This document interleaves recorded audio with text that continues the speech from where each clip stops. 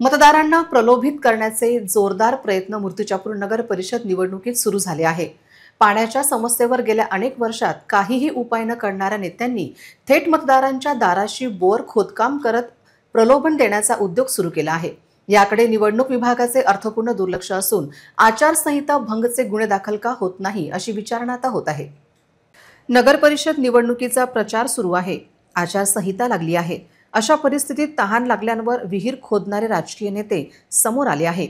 त्यांनी थेट मतदारांना प्रलोभीय करण्यासाठी मतदारांच्या दाराशी प्रभागात बोर खोदकाम करणे सुरू केले आहे। हा अतिशय गंभीर प्रकार असून याकडे नगर परिषद निवडणूक विभाग यांचे दुर्लक्ष आहे।